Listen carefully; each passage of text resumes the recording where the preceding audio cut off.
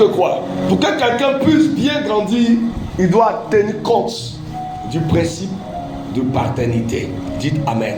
Amen. Vous savez, c'est plus facile quand on vient à l'église. C'est plus facile de devenir chrétien que d'être un disciple. C'est plus facile d'être chrétien que d'être disciple. Or, Jésus ne nous appelle pas à être des chrétiens.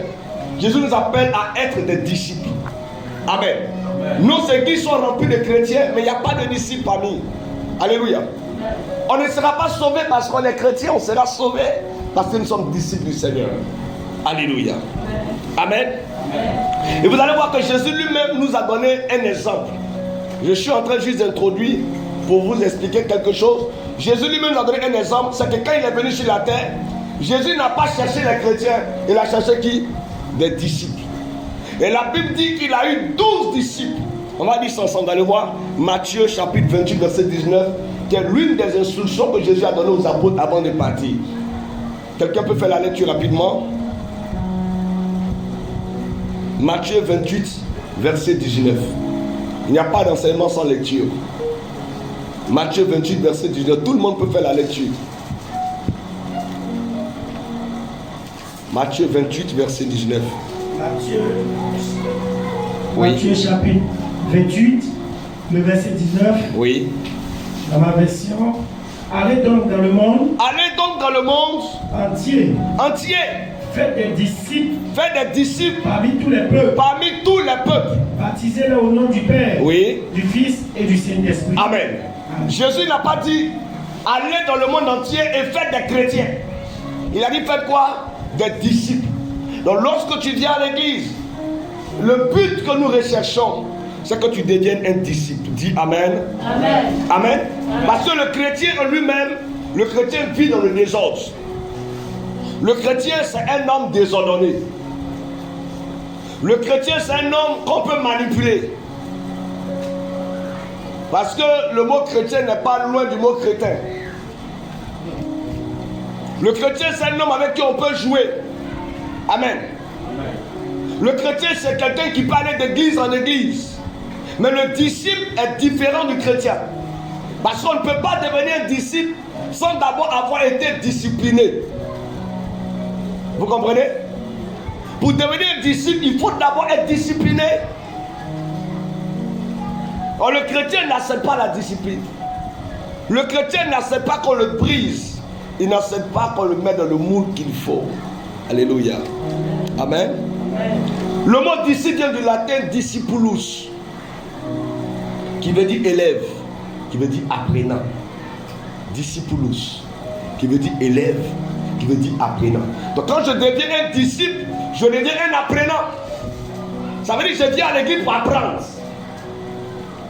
Je viens à l'église pour être formé, pour être orienté. Je viens à l'église pour que quelqu'un me galvanise. Est-ce qu'on est en train de se comprendre?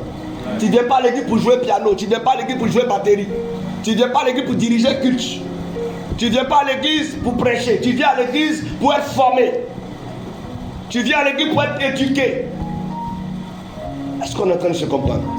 Tu viens à l'église pour être disciple. On ne vient pas juste à l'église pour faire les offrandes, payer la dîme, dire alléluia, amen et parti. On vient à l'église pour être formé. On vient à l'église pour apprendre. Dis avec moi, je suis ici pour apprendre. Donc un disciple, c'est un apprenant, c'est un élève. Amen. Et l'une des règles qui vous permettra de bien grandir, parce qu'on peut grandir sans bien grandir. Quand vous sortez, il y a des gens qui ont grandi mais n'ont pas bien grandi. Et je vais vous expliquer qu'il y a 3 manières de grandir et comment faire pour bien grandir. Amen. Amen. On peut avancer? Amen. Que le Seigneur vous bénisse. Amen. Et notre thème parle de bien grandir. Note avec moi qu'on peut grandir sans bien grandir. Et notez aussi que grandir est une grâce de Dieu. Vous allez voir, il y a des gens qui sont nés il y a longtemps, mais ils ne peuvent pas grandir. Bravo. Ouais. On dit le gars là, tu le vois, il a 25 ans, mais il est court comme ça. Grandir là, c'est la grâce de Dieu. 2 choses sont la grâce de Dieu.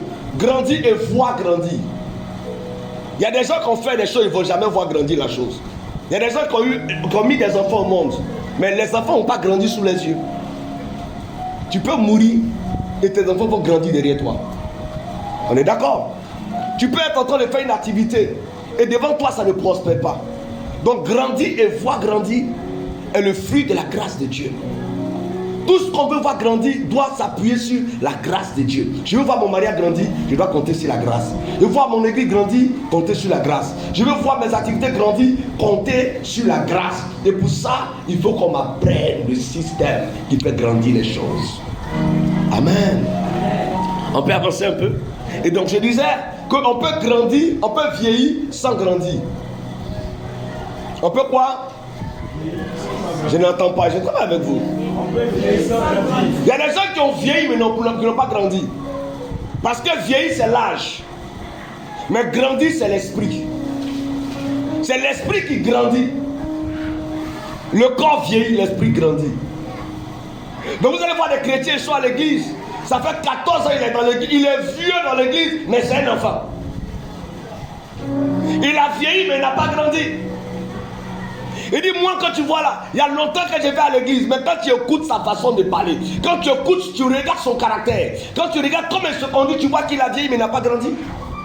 Et parce que Dieu veut qu'on grandisse, Dieu va nous apprendre comment on doit marcher. Pour ne pas que tu sois un chrétien qui a duré dans l'église, mais qui n'a pas changé. Dis, Seigneur, fais-moi grandir. Il n'y a rien entendu. Seigneur, fais-moi grandir. Amen. Vous voyez, je disais à une intervention pastorale qu'on peut, écoutez-moi bien, je le disais comme ça que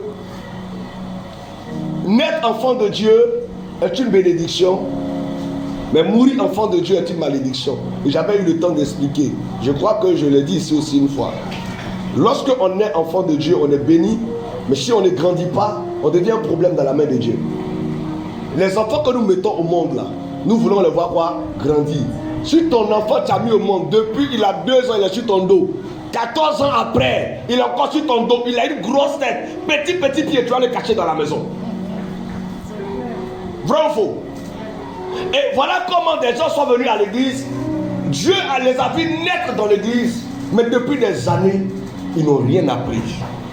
Ils n'ont pas grandi. Arrivé à un certain moment, même Dieu même a honte de toi. Quand Dieu te regarde, Dieu est dérangé. Dieu a honte. Alléluia. Et ma prière, c'est que Dieu nous fasse grandir. Dis Amen. Donc il y a 3 façons de grandir. Il y a grandir avec son âge.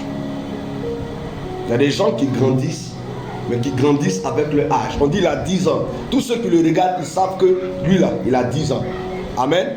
Il grandit avec son âge. Il y a des gens qui ont grandi aussi avant leur âge. Amen. Ça dit, tu vois sa taille là. Ça ressemble à la taille de quelqu'un qui a 18 ans. On dit l'enfant, c'est maintenant, il a 12 ans. Il est grand, ça poulet de chair. Sinon, c'est un bébé. Amen. Et puis maintenant, il y a ceux-là qui grandissent en laissant leur âge. Donc, grandir avec son âge, grandir avant son âge et grandir après son âge. Vous le voyez, le gars, le papa, il a 65 ans, mais il fait jeter des jambes. À 65 ans, il fait anti-bagage. À 65 ans, il se comporte comme un enfant. Vous pouvez dire que ce vieux que vous voyez, il a vieilli mais n'a pas grandi. Et l'erreur, c'est de vieillir sans grandir. Alléluia. Alléluia. Mais on ne grandit pas aussi n'importe comment. On ne grandit pas en désordre. Grandir demande de la patience. Vous voulez grandir, soyez patient. C'est comme les cheveux puis la barbe. Quand on est tous avec quoi? Des cheveux, tout. Il y a des bébés qui naissent sans cheveux, ça aussi c'est vrai. Mais un bébé normal doit venir avec quelques grains de cheveux sur la tête. Il n'a pas prié pour ça, il a cheveux. Mais en ce qui concerne la barbe, il faut un temps. Même si tu prends charbon comme dans Roseau Vacances, tu te maquilles, c'est pas barbe. Tu mets mèche, c'est pas barbe. Il faut un temps pour que la barbe sorte. Et la barbe va sortir parce que ton corps est mature. Il y a un développement qui va commencer à se produire. Il y a des choses que vous ne pouvez pas voir sortir de votre corps, de votre vie spirituelle, si Dieu ne constate pas que vous êtes mature. Il faut que nous grandissions. Nous devons grandir. Alléluia. Amen. Amen. Donc, dis à quelqu'un qui est à côté de toi qu'on ne grandit pas un coup. Non, si quelqu'un grandit un coup, il va échouer. Si tu commences une activité et puis un coup ça devient grand, ça ne va pas durer. Regardez, Adam a grandi un coup. Regardez comment il a fini. Tout ce qui grandit un coup ne tue pas. Et pour cela, on ne peut pas commencer à monter sur une échelle en commençant par là-haut pour descendre. On commence en bas pour monter. Dieu veut qu'on passe par le chemin normal quand nous voulons grandir. Il y a des principes pour grandir. Amen. Tu mets ton bébé au monde, il a 3 mois. Un matin, tu vois l'enfant à taille de 5 ans. Ah, frère! Tu vas fuir pour le laisser. On ne grandit pas un coup. Dis Amen. Amen. Donc toi qui es chrétien, il ne faut pas vouloir évoluer un coup. Il ne faut pas vouloir réussir un coup. Il ne faut pas vouloir qu'un coup comme ça, ta vie commence à marcher. Non, il y a un processus. Et ce processus-là s'appelle le principe de paternité. C'est en fonction du repas, en fonction des aliments que ton père va te donner. Et ces aliments s'appellent dans le spirituel l'éducation. Donc le premier point que j'aimerais toucher, c'est l'éducation. Alléluia.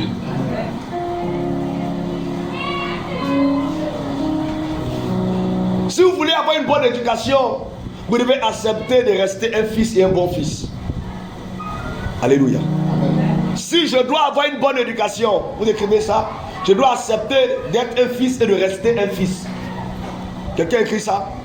Quelqu'un aussi peut répéter ça avec moi? Si je veux avoir une bonne éducation, je dois accepter d'être un fils et rester un fils. Écoutez, même si vous grandissez comment demain, votre papa c'est votre papa. Je prends sur le plan biologique. Un matin tu te lèves, tu deviens président de la République. Mais est-ce que c'est pour autant que ton père n'est plus ton père? Bon, supposons qu'un matin tu grandis, tu commences à faire tes enfants. Est-ce que c'est pour autant que ton père n'est plus ton père? Donc grandir n'annule pas le principe de paternité. Tu peux grandir, mais quelle que soit ta grandeur, tu es d'abord un fils. Ah, c'est ça. Oh, il y a des gens, quand ils sont en train de grandir, ils changent de père. Quand ils sont en train de grandir, ils ne reconnaissent plus la paternité. Quand ils sont en train de grandir, ils ne respectent plus l'autorité de leur papa. Même si le fils a poussé des cornes, il doit savoir que l'homme qui l'a engendré aussi a eu des cornes avant lui. C'est pour ça que c'est son fils. Enfant de mouton, c'est mouton. Enfant de serpent, c'est serpent. Il n'y a pas petit serpent. Serpent, c'est serpent. Serpent aussi qui n'a pas de tête, j'ai dit la dernière fois, c'est ceinture. Alléluia. Un serpent qui n'a pas de tête, c'est ceinture. Sinon, serpent à tête. Serpent normal doit avoir tête. Dis Amen. Amen. Dis Amen.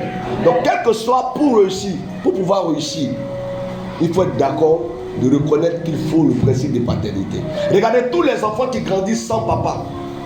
C'est dur pour eux de réussir. C'est moi qui vous dis la vérité. Parce qu'il n'a pas reçu la bonne éducation. Aujourd'hui, ce ne sont pas des microbes. C'est qui? C'est parce que les pères ont démissionné. Vous allez aux États-Unis, là où il y avait le plus d'agressions, c'est là où les pères allaient en guerre, allaient pour bagarrer et ils laissaient les enfants aux mamans. La mère peut s'occuper des enfants, mais elle ne peut pas jouer le rôle du père. C'est pour ça que vous allez voir qu'on parle beaucoup du père de Jésus, on ne parle pas trop de sa mère. Alléluia. Parce que la paternité, c'est pour ça qu'on ne dit pas, on dit Dieu le Père, on ne dit pas Dieu la mère. On est d'accord, non? Qui a une fois dit Dieu la mère? Hein? Oh Dieu le Père! Parce que Dieu, c'est le Père. Dis Amen encore. Amen. Et c'est dans le principe de paternité qu'on peut bien grandir. Parce qu'un mauvais fils finit mauvais père. Un mauvais fils finit mauvais père. Alléluia. Donc je disais, il faut accepter de rester un fils, d'être un fils et de rester un fils. Et pour cela, je dois accepter quoi? L'éducation. Allons avec l'éducation. L'éducation est d'abord une chose spirituelle. Un jour, je prêchais quelque part, une jeune fille passait dans la rue, elle est tombée et on l'a soulevée pour la faire entrer dans l'église. Et pendant la délivrance qu'on a terminé, il s'est trouvé qu'elle avait fugué de la maison et il fallait alors rencontrer son père. Et je le conduis jusqu'à Benoît, aller rencontrer ses parents. Son père est éducateur de lycée. Il disait comme ça que mettez tous les portables sur vibreur, le mien est sur mode avion. Alléluia. Et il disait comme ça que lui, l'éducateur de lycée, mais il ne peut pas comprendre pourquoi sa fille ne peut pas obéir à ce qu'il dit. Je lui ai dit, non, vous lui avez donné tout ce que vous pouvez lui donner. Mais l'éducation est d'abord spirituelle. C'est pour ça, regardez les musulmans, sachant que l'éducation est spirituelle, quand les enfants viennent au monde, ils commencent d'abord par leur inculquer le Coran. En Israël, on t'inculque d'abord la Torah, la maîtrise de la base. L'éducation, c'est d'abord une chose de Dieu. Amen. La Bible dit, nos enfants seront instruits par l'Éternel. Alléluia. Donc, vous notez pour ceux qui prennent note que l'éducation est spirituelle. Elle est la base de tout. Vous notez également que l'homme n'est rien sans l'éducation. Ce que nous faisons ce matin, c'est une éducation que nous sommes en train de vous donner. Amen. L'homme n'est rien sans l'éducation. Prenez un homme qui n'a pas reçu l'éducation, il est semblable à un animal. J'ai eu quand même le privilège d'éduquer souvent des chiens. Le chien, par moment, par l'éducation, quand tu lui donnes, quand il est assis, il s'assoit. Couché, il se couche. Parce que l'éducation va faire en sorte qu'il ne puisse pas se conduire comme les autres chiens. Ou les autres courent quand son maître est au pied. Il est au pied. Parce que lui, il a appris quelque chose que les autres n'ont pas appris. Dis Amen. Amen. Dis Amen. Lisons ensemble Proverbes chapitre 4, verset 13. Rapidement. Je pense que Dieu va nous aider dans ce programme. Donc, la seule chose qui te rend différent d'un animal, c'est l'éducation. Et on peut rater l'éducation en famille, mais on ne doit pas rater l'éducation à l'église. Allons-y, fils. Proverbe 4, 13. Oui. Retiens l'instruction. Remplace instruction par éducation. Retiens l'éducation. Oui. Ne t'en dessaisis pas. Retiens l'éducation, ne t'en sépare pas. Garde-la. Garde-la. Car elle est ta vie. Ce qu'on est en train de vous donner là, c'est votre vie. C'est ce qui va faire que demain, quand vous allez tenir le micro quelque part, quand vous allez vous comporter quelque part, les gens vont vous respecter. Au fil des années dans le ministère, j'ai vu des gens mal instruits. J'ai vu des gens instables. J'ai vu des gens trop zélés. Où il vient à l'église, tu lui dis prie pour les offrandes. Il commence à faire rababababa. Il dit j'ai une vision, homme de Dieu. C'est le problème d'un manque de formation.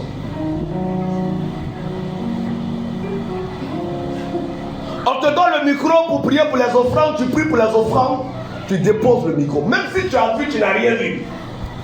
Même si tu as entendu la voix de Dieu ne t'a rien dit. C'est ça. Si on dit tu as 5 minutes, c'est 5 minutes. Tu t'arranges même à faire 3 minutes, tu donnes le micro. Ça, c'est la discipline. Est-ce qu'on est en train de se comprendre? Est-ce qu'on est en train de se comprendre? Donc, vous écrivez pour dire que l'éducation nous permet de nous améliorer.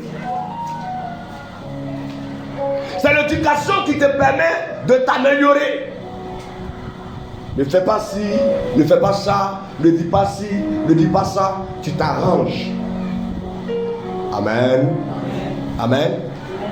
Et un homme qui veut réussir doit accepter l'éducation. Un homme qui veut réussir doit accepter qu'on l'éduque. Tu dois accepter ça. Il ne faut pas fuir l'éducation. Alléluia. Il n'y a pas d'éducation aussi sans brisement. Tout à l'heure, quand mon jumeau parlait, il a dit une chose. La Bible dit que la folie est attachée au cœur de l'enfant. Et c'est avec le bâton qu'on chasse la folie. Tu ne peux pas éduquer ton enfant et tu le prives de bâton. Un enfant, c'est la chicotte qui chasse ses démons. C'est pas au nom de Jésus, au nom de Jésus. C'est le bâton qui chasse les démons de son corps. Alléluia. La Bible dit que la chicotte ne se loigne pas de l'enfant. Si tu le corriges, et il ne mourra pas. Il y a la manière aussi de corriger. Parce que si tu corriges mal, tu vas le tuer. Il y a la manière de corriger. Dis Amen. Dis Amen. Donc l'éducation va développer les qualités en nous. Tu prêches bien déjà. Mais l'éducation va faire que tu seras un bon prédicateur. Tu chantes bien déjà. Mais l'éducation va faire que tu vas chanter encore mieux que les autres. Alléluia. Amen. Tu fais bien ceci ou cela, mais l'éducation va te rendre meilleur. L'éducation va faire que quand les gens viennent, tu n'as pas honte. Il y a des enfants qui sont tellement mal éduqués que quand il y a des étrangers, on les cache dans la maison. Parce que l'étranger assis va venir grimper sur la télévision. L'étranger assis va venir courir partout dans les fauteuils. Vous êtes d'accord avec moi? Donc on est obligé de les mettre quelque part parce que ceux-là, on ne les contrôle pas. Il y a des enfants comme ça aussi. Quand les hommes de Dieu arrivent, papa est obligé de leur dire le programme est annulé. Parce que si lui là il vient à l'église, le programme va se gâter. Il y a des enfants qui on ne les associe pas. Parce que si tu l'associes, le programme ne va pas marcher. Pourquoi? Parce qu'il n'est pas bien éduqué. Il n'a pas bien grandi. Ma prière, c'est que Dieu nous donne la bonne éducation ce matin. J'espère que je suis encore de faire de bien à quelqu'un. Donc l'éducation nous aide à nous améliorer sur la terre. Tu veux que ton fils soit amélioré, il faut l'éduquer. Tu veux que ta fille soit améliorée, il faut l'éduquer. Tu veux que l'église s'améliore, il faut l'éduquer. Et comme nous voulons que nos églises s'améliorent, c'est la raison pour laquelle nous sommes en train de vous éduquer. Lisons ensemble s'il vous plaît, Osée le chapitre 4, le verset 6. Que nous connaissons tous, nous pouvons même le réciter sans lire. Qui peut rester ça? Osée 4, 6. Oh oh, mon peuple périt par. Bon, ça c'est la version du second qui dit ça. Sur les versions telles que la version King James et autres, ne dit pas mon peuple périt par manque de connaissance. On dit mon peuple périt par faute d'enseignement. Vous savez, lui second a sauté quelque chose. On ne peut pas avoir la connaissance sans l'enseignement. Qui peut avoir une connaissance sans enseignement? De vous à moi. Donc on devait dire mon peuple périt par manque d'enseignement. On ne peut pas avoir la connaissance sans l'enseignement. Et si vous n'avez pas la connaissance, vous êtes programmé pour périr. Le diable a peur d'un homme qui a la connaissance plus que d'un homme qui a l'onction. Qu'est-ce qu'il vient de dire? Je n'ai rien entendu, s'il vous plaît. Tu ne dois pas avoir de répéter. Qu'est-ce qu'on a dit? Donc, dans le monde des esprits, le manque de connaissance est plus dangereux que le manque d'onction. Nous sommes contents quand nous prêchons, les gens tombent, les gens vomissent, les gens crient. C'est bon, non? Mais aux yeux de Dieu, Dieu ne te respecte pas parce que tu fais tomber les gens. Dieu te respecte parce que tu es instruit. Dieu te respecte parce que tu as la connaissance. Le diable te respecte parce que tu as la connaissance. Le diable te respecte parce que tu es instruit. Parce que le diable lui-même, il est instruit. Il dit, il est écrit. Le diable dit à Jésus, il est écrit. Et il récite un psaume que même des chrétiens ne savent même pas c'est quel psaume. Satan est instruit, s'il vous plaît. Alléluia. Alléluia. Nous ne sommes pas les chrétiens qui devons périr. Lisons ensemble Romains chapitre 10, verset 14. Donc l'éducation est l'arme la plus puissante. Et pour avoir l'éducation, il faut avoir un père. Romains 10, verset 14. Oui. Comment donc invoquera-t-il celui en qui, excusez-moi. Vas-y, prends le temps, mon fils. Comment donc invoqueront-ils celui en qui ils n'ont pas cru? Comment est-ce qu'ils peuvent invoquer celui à qui ils n'ont pas cru? Et comment croiront-ils à celui dont ils n'ont pas entendu parler? Et comment croiront à un homme dont ils n'ont pas entendu parler? Et comment en entendront-ils parler s'il n'y a personne qui prêche? Donc vous voyez que c'est un processus. Quelqu'un doit prêcher, quelqu'un doit entendre parler et quelqu'un va commencer à invoquer. Donc pour que quelqu'un commence à invoquer Dieu, il faut que quelqu'un lui prêche Dieu. Il faut que quelqu'un lui explique comment Dieu travaille, comment Dieu fonctionne. On est d'accord? Et c'est ce que nous sommes en train de faire. Tout à l'heure, papa a parlé longtemps, il a dit plein de choses. Et c'est ce que nous sommes en train de faire également. Amen. Et ça, c'est parce que nous vous aimons. Dis Amen si tu es d'accord. Dis Amen si tu es d'accord. Donc vous notez pour ceux qui notent que l'éducation est l'âme la plus puissante. C'est par l'éducation que même on va dire quoi, la nation compte pour pouvoir être puissante. C'est pour ça qu'on dit que tout le monde aille à l'école. Un peu mal instruit est un peu dangereux. Faites attention, regardez, excusez-moi, je peux pas aggraver s'il vous plaît. Est-ce que je peux pas aggraver? Regardez quelqu'un qui est allé à l'école, qui a fait la philosophie. Et puis regardez quelqu'un qui s'arrête au CE. Mettez les deux ensemble, qui discutent. Quelqu'un qui s'arrête au CE, mais qui n'est pas parti à l'école, il est très nerveux. Il s'énerve vite, il se fâche vite, il se fiche vite, il bagarre vite. Est-ce que je suis en train de vous parler? Quelqu'un qui n'est pas allé à l'école se fâche vite, s'énerve vite, se bat vite, bagarre vite, insulte vite. Mais quelqu'un qui est allé à l'école, qui était instruit. Vous voyez par exemple quelqu'un loue une maison, le gars n'est pas allé à l'école. Le propriétaire vient casser sa maison. Lui, il est capable de se lever, commencer à faire par là, perdre sa raison. Or, celui qui est allé à l'école, il laisse la maison, il part directement à la police, il prend une convocation. Quand on va à l'école, c'est aussi pour être éduqué, pour nous apprendre à savoir marcher. Et c'est à l'église qu'on apprend l'éducation. Vous me comprenez ce matin? Est-ce que je suis en train de faire du bien à quelqu'un? Je vais assez lentement pour qu'on puisse prendre note et pour qu'aussi chacun puisse comprendre. Parce qu'il faut que même après à la maison, tu puisses réduire tes notes. Très important. Alléluia. Amen. Donc vous écrivez pour dire que celui qui refuse l'éducation refuse d'être honoré. Quand vous n'êtes pas éduqué, on ne peut pas vous respecter. Quand vous n'êtes pas éduqué, on ne peut pas vous honorer. Même quand quelqu'un devient président, est-ce que vous savez qu'on le prend, on le fait asseoir, on lui parle? Comment il doit se comporter pour ne pas mettre la honte sur la nation? Comment il doit se comporter pour qu'à partir de lui, la nation ne soit pas dévalorisée? Alléluia. On leur apprend comment ils doivent saluer d'autres présidents, comment ils doivent se comporter, comment tenir un discours. Parce que si on ne lui montre pas ça, il va mettre la honte sur toute la nation. Et parce que Dieu ne veut pas que tu mettes la honte sur le royaume, Dieu va t'instruire. Dieu va t'éduquer pour que tu fasses son honneur. Il dit, voici mon fils en qui j'ai mis toute mon affection, mon serviteur, suivez-le. Dans ce moment, les gens commencent à te suivre parce que tu es éduqué dans toute la sagesse de Dieu. Est-ce que je parle à quelqu'un? Nous devons être de bons serviteurs, de bonnes servantes de Dieu. Amen. Amen. Celui qui refuse l'éducation, la formation ne peut pas bien grandir. Si je refuse l'éducation, je refuse la formation, je ne peux pas bien grandir. Même le travail les travaux que vous faites là, les activités dans lesquelles vous êtes, avant de commencer, on va t'apprendre. Même si c'est pour tuer une mouche, il y a la manière dont on tue la mouche.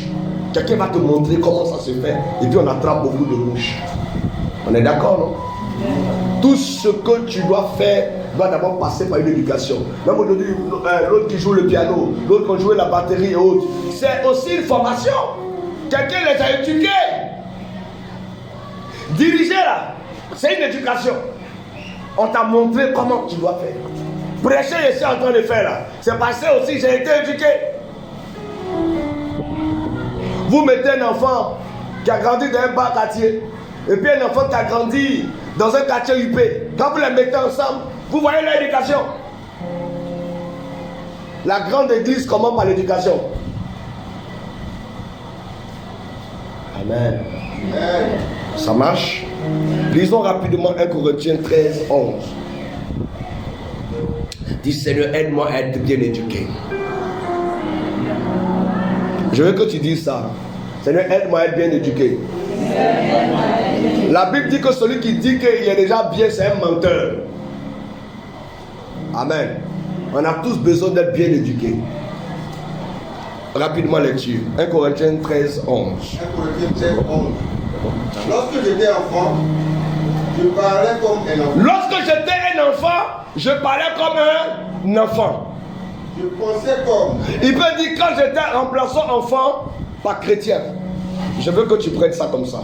À ceux de chrétien. Chrétien, Oui. je parlais comme un enfant. Je parlais comme un enfant. Je pensais comme un enfant. Je pensais comme un enfant. Je raisonnais comme. Je raisonnais comme un enfant. Lorsque je suis devenu homme, Quand je suis devenu grand, j'ai fait disparaître ce qui était de l'enfant. l'enfant. Amen. Donc le chrétien, il n'est pas différent d'un enfant. Le chrétien, c'est un enfant. Galates chapitre 4 dit que l'enfant n'est pas différent d'un esclave. Bien qu'il soit le maître de tout, il est soumis au tuteur, au législateur, jusqu'au temps marqué par son père. Le temps marqué, c'est le temps où on a grandi. Le temps où on a fait disparaître. Mais le problème, c'est quoi? C'est que l'apôtre ne dit pas, quand j'étais un enfant, je parlais comme un enfant, je raisonnais comme un enfant, je me comportais comme un enfant, et quand je suis devenu grand, Dieu a fait disparaître. Il n'a pas dit Dieu a fait disparaître. Dieu ne fait pas disparaître. Il dit j'ai. Ça veut dire quoi? J'ai. En d'autres personnes, moi-même, j'ai fait un travail sur moi. J'ai fait disparaître tout ce qui était de l'enfant. Il y a un travail après ces enseignements qu'on vous donne, que chacun doit faire sur lui. Pour que les gens vont te voir, même si tu es un chantre à l'église, on doit t'appeler serviteur de Dieu. Même si tu es une seule chantre à l'église, on doit t'appeler servante de Dieu. Parce que quand on te regarde, même un homme, quand il est célibataire, il a envie de te marier parce que tu es bien éduqué. Personne ne veut marier une femme qui va le fatiguer. Une femme qui va aller faire chier des jambes avec lui. Une femme qui est petit causerier dans le coup de tête. Petit causerier, elle attrape le col de son mari. Non. Qui veut faire ce mariage-là? Mais il faut une bonne éducation spirituelle. D'accord ou pas d'accord? Si tu es d'accord, claque les doigts pour ça. Alléluia. Écrivez avec moi cette citation de Nelson Mandela. Nelson Mandela. Voilà ce que Nelson Mandela dit. Il dit l'éducation peut tout faire. Même faire danser un lion. L'éducation peut. Il dit quoi? L'éducation peut. Je n'entends pas. L'éducation peut. Même faire danser un lion. Ça veut dire que si tu as pris lion, que tu l'as bien apprivoisé, tu l'as bien éduqué, le lion peut danser. Bravo. Quand on va au cycle, il y a des gens qui s'amusent avec les lions, ils s'amusent avec les tigres. Pourquoi? Parce qu'ils les ont éduqués. Donc l'homme le plus dangereux, s'il accepte l'éducation, il peut devenir un bon gars, une bonne personne, sur qui on peut compter. Touche l'épaule de quelqu'un, dit accepte l'éducation. Dis accepte l'éducation. Alléluia. Amen. Si vous ratez l'éducation, vous ratez la base. Si vous ratez l'éducation, vous ratez votre vie. Vous savez, il y a un âge où il n'y a plus de rattrapage. Il y a un âge où vous ne pouvez plus faire de rattrapage. Il y a des choses que si tu n'as pas appris dans le temps, à un certain âge, tu ne peux plus t'asseoir pour apprendre ça encore. Tu es obligé de vivre avec ça.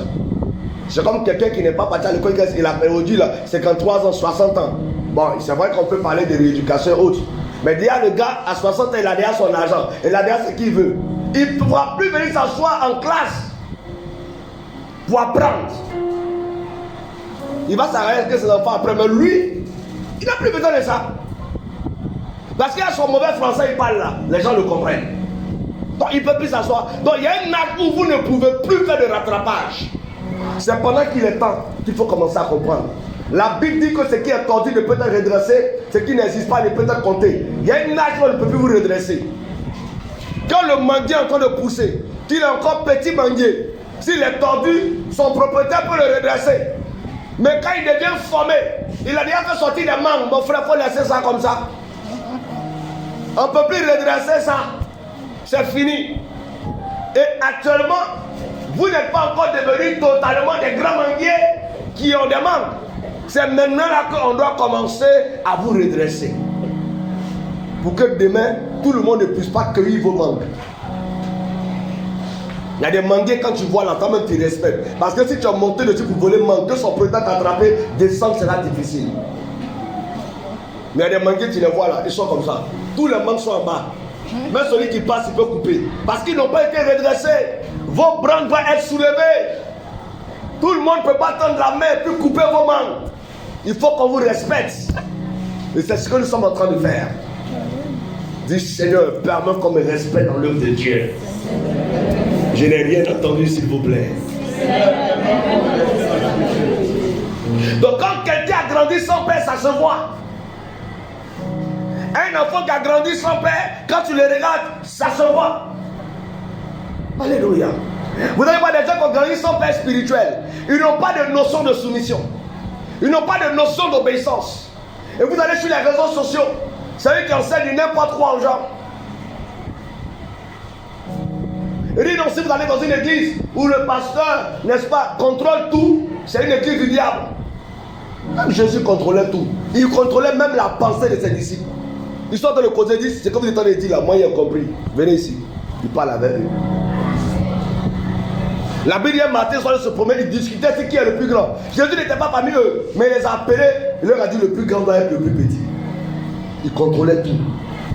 Tu ne peux pas suivre quelqu'un qui ne te contrôle pas. Et on ne peut pas travailler avec quelqu'un qu'on ne contrôle pas. Si on ne te contrôle pas, je ne vais pas bosser avec toi. Tu serais un problème pour moi. D'accord ou pas d'accord? Même le diable ne travaille pas avec un homme qui ne contrôle pas. Et pour ça, avant de commencer à travailler le diable, tu dois vendre ton âme. Ne te maîtrise pas, il travaille comme un toi. Si tu es un bandit, il ne sait pas. Alléluia. Amen. Donc chacun de nous, vous notez ça, chacun de nous est le fruit d'une éducation. Et ton éducation à la maison peut rater, mais ton éducation à l'église, ça n'a pas le droit de rater. Parce que c'est l'éducation qui te fera réussir. Le spirituel d'abord. Le sang et la chair n'hériteront pas du royaume des cieux. Alléluia. Le sang et la chair, c'est ton père et ta mère. C'est ta nature humaine. C'est ce que tu as appris à la maison. Écoutez-moi bien. Si ton père battait ta maman chaque fois, si tu n'as pas travaillé sur toi, quand tu vas te marier, tu vas frapper ta femme. C'est l'éducation. Si ta mère et ton père s'insultaient devant les enfants, quand tu vas aller te marier, tu vas insulter ton mari devant les enfants. C'est des lois. Il n'y a pas de débat sur ça. Tel père, tel fils. Amen. Et c'est des choses que nous devons, sur lesquelles nous devons travailler. C'est à l'église qu'on peut vous dire ça. Je vous ai dit une fois ici, je crois, si ce n'est pas ici, c'est chez moi à l'église. J'ai dit, il y a 3 personnes à qui vous ne pouvez pas mentir. 3 personnes. La première personne à qui on ne peut pas mentir, c'est à ton docteur. Tu mens à ton docteur, tu vas avoir des problèmes. Tu as mal à la tête, tu dis tu as mal au ventre. Il va te prescrire des médicaments compliqués qui peuvent te tuer. On est d'accord? On ne ment pas au docteur. Quand tu viens devant ton docteur, c'est que tu as la faute dit. Tu ne peux pas mentir à ton avocat. C'est lui qui va te défendre. Si tu le mens, il ne pourra pas t'aider. La troisième personne, tu ne peux pas mentir à ton pasteur, à ton père spirituel. Parce que si tu lui mens, il ne pourra pas t'aider spirituellement. On ne ment pas à ces 3 personnes. Nous avons un groupe de chrétiens qui mentent à leur père spirituel. Il fait des choses et puis il dit autre chose. Quand on a bien grandi, on ne ment plus. Vous voyez, aujourd'hui il y a l'escroquerie, aujourd'hui il y a la corruption. Toutes ces choses sont le fruit du fait qu'on a mal grandi. Donc quand on a bien grandi, on n'a pas besoin qu'on nous achète. Vous me suivez, non? On est d'accord, non? Garde simplement les doigts comme ça si tu es là. L'éducation va t'apprendre les règles de base de la vie. Amen. L'éducation va t'apprendre les règles de base de la vie. La vie elle-même est une éducation. Amen. La vie elle-même est une éducation. Ça veut dire quoi? Si ce qu'on est en train de te dire ne te dit rien, dans 2 ans, la vie va t'expliquer ça. Si tu ne comprends pas aujourd'hui, dans 2 ans, tu vas bien comprendre. Parce que les conséquences vont te conseiller. Est-ce qu'on est en train de se comprendre? L'éducation nous apprend les règles de base de la vie. Amen. L'éducation nous aide à bien grandir. La vie elle-même est une éducation incessante. Amen. C'est pour ça que vous allez voir qu'il faut apprendre à parler jusqu'à mourir. On apprend jusqu'à dans la tombe. Le jour où tu es né, le langage que tu parles, c'est en fonction de ton éducation.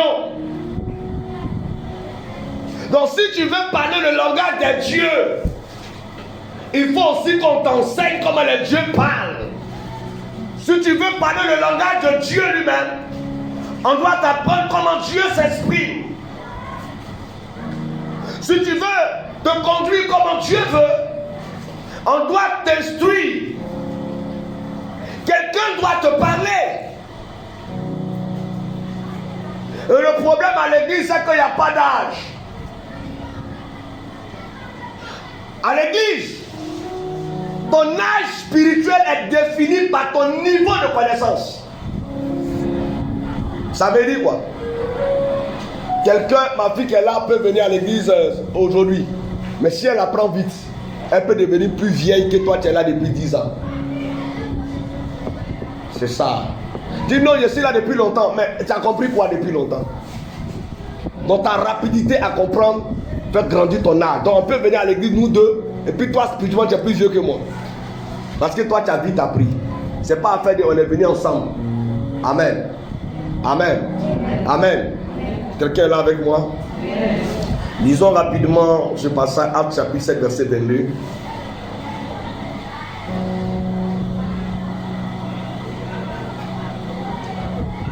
Et quelqu'un d'autre va prendre Ecclésiaste 12, 12. Oui, Actes 7, 22. J'espère que le message fait du bien à quelqu'un. Amen. Oui ou non? Moïse fut éduqué dans toute la sagesse des Égyptiens. Oui. Et il était puissant en parole et en œuvre. Amen. Regardez, pour être un Égyptien, un grand Égyptien, il faut être éduqué selon les Égyptiens. Et Moïse a été éduqué selon les Égyptiens. Et donc quand il parlait, ses paroles étaient puissantes et ses œuvres étaient puissantes. Pourquoi? Parce qu'il était éduqué dans la sagesse des Égyptiens. Nous te donnons la sagesse, alléluia, de Dieu. Vous me suivez? Vous me suivez? Alléluia. Il fut éduqué dans la sagesse de qui? Des Égyptiens. Et il parlait avec puissance. Il parlait avec autorité. Parce qu'il était éduqué dans la sagesse des Égyptiens. Amen. Amen. Amen. Donc nous devons accepter d'être des fils. Et accepter d'être des fils, c'est accepter l'éducation. Amen. Amen. Accepter d'être des fils, c'est quoi? Il n'a rien entendu. Accepter l'éducation. Amen. Amen. Un fils qui a bien grandi ne doit rien à son père si ce n'est l'éducation. Si ce n'est pas dans l'honneur. Un fils qui a bien grandi ne doit rien à son père si ce n'est de l'honneur. Amen. Tout ce que tu dois à ton père, c'est l'honneur. Et pour que tu puisses l'honorer, il faut qu'il t'éduque. Il doit t'apprendre des choses. Je vais assez doucement pour que tout le monde comprenne bien. On est d'accord, non? Et j'ose croire que le rythme arrange tout le monde. Alléluia. Amen. Et le père n'a rien à partager avec son fils. Le père n'a rien à partager avec son fils. Qui sait pourquoi? Qui sait pourquoi? Le père n'a rien à partager avec son fils. Pourquoi? Parce que tout ce qui appartient au père appartient au fils. Ils n'ont rien à partager. C'est l'enfant qui veut partager les choses avec son papa. Vous allez voir que quand vous portez vos chaussures, vous enlevez votre enfant va mettre son pied dedans. Hein? Les petites filles, elles vont se cacher, elles vont mettre le soutien de leur maman. Elles vont mettre les perruques, elles vont mettre les rouges à lèvres. On est d'accord ou pas d'accord? Parce qu'en tant qu'enfant, elle veut partager les choses avec sa mère. Mais quand on a grandi, non. Tout ce qui est à maman et à moi, il n'y a plus de partage. Vous comprenez? Et le fils qui a grandi sait que tout ce qui est à son père à lui. Donc il ne vient pas à l'église comme s'il vient à l'église d'un homme de Dieu. Tout ce qui est dans l'église est à lui. C'est ça. Un enfant, il peut amener ses amis pour aller jouer dans le salon. Il peut amener ses amis pour aller casser la télévision. Bon, vous voulez aller en voyage, donnez votre clé à votre enfant. L'enfant a 3 ans, il faut donner la clé. Ou tu vas venir là, télé est cassée. L'âme est dans ma télé. Ils ont tout gâté, tout est bizarre dans la maison. Parce que tu as donné la clé à un enfant. Mais quand tu donnes la clé à un fils, il prend soin de tout ce qui est dans la maison. On ne confie pas les clés à un enfant. On confie les clés à un fils. Et un fils, c'est celui qui a été éduqué. Celui à qui on a appris la manière de marcher. Élisée a reçu le manteau d'Élie parce qu'Élie l'a éduqué. On ne reçoit pas un manteau juste parce qu'on parle en langue ou on a des visions. Il faut apprendre. Il faut accepter l'éducation. Il faut accepter que quelqu'un te brise, que quelqu'un te casse, que quelqu'un te fagote, que quelqu'un te chosifie, que quelqu'un te manipule jusqu'à faire sortir en toi tout ce qui ne glorifie pas Dieu. Est-ce qu'on est ensemble ce matin? Amen. Amen. Et vous ne devez pas être des fils de circonstance. Des enfants qui sont avec leurs parents parce que tout va bien. Vous savez, si vous êtes un enfant, que papa déménage et décide d'aller à Daloa. Mais si vous ne voulez pas aller à Daloa, vous irez à Daloa.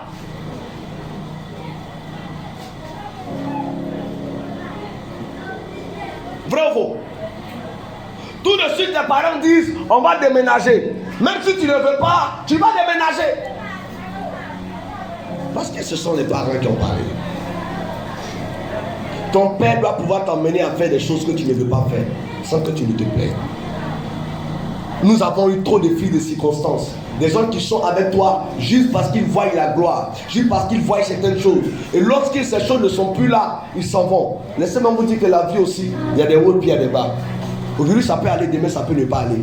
Mais il ne faudrait pas que tu sois avec nous parce que ça va. Aujourd'hui parce que l'homme de Dieu a des visions, parce que l'homme de Dieu a des révélations, parce que l'homme de Dieu prêche bien, parce que l'homme de Dieu quand il parle ça me touche, je suis avec lui. Et le jour il ne pourra plus parler comme tu as envie d'entendre. Est-ce que tu seras encore là? Est-ce que tu as abandonné ton papa juste parce qu'avant il marchait comme normalement, maintenant il marche avec calme? Est-ce que c'est pour ça que c'est plus ton papa? Hein? Ah, on ne répond pas. Hein? Si ton papa mange foutou et un matin il commence à boire bouillie, est-ce que ce n'est plus ton papa? Ah! Il a juste changé ce qu'il mangeait, son alimentation, mais papa est toujours papa. Ne soyez pas des filles de circonstances. Est-ce qu'on s'entend ce matin? Amen. Et les rebelles ont leur éducation. Un rebelle, il peut te dire que se rebeller est une bonne chose. Si tu n'as pas reçu la bonne éducation, tu vas croire que se rebeller est une bonne chose. Alléluia. Et je vais citer des points que, quand on a bien grandi, on ne doit pas commettre. J'ai beaucoup de choses à vous dire, mais je vais juste paraphraser pour que Dieu nous aide à la suite des temps. Alléluia. Un enfant qui a bien grandi, un dimanche matin, il ne peut pas prendre le mégaphone pour dire que lui, il a dormi, il s'est réveillé, Dieu lui a dit d'aller faire évangélisation. Dimanche matin où il y a culte là, toi, Dieu t'a révélé que tu ne dois pas venir à l'église. Tu dois aller évangéliser. Papa, c'est pas, hein? Et toi, tu as été pressé d'en marcher. Tu es un sorcier. Dieu ne peut pas te dire ça.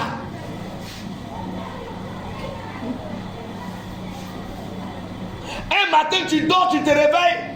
Dieu te dit, ma fille, tu es chante, tu dis à l'église, mais ne touche pas le micro. Dieu ne peut pas te dire ça. C'est le diable qui parle comme ça.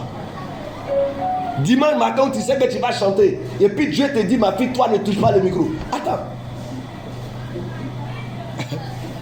Ou bien papa te programme à la dirigeance, tu dis non papa, hier j'ai dormi, Dieu m'a révélé que c'est pas moi qui dois diriger. Tu as mal grandi.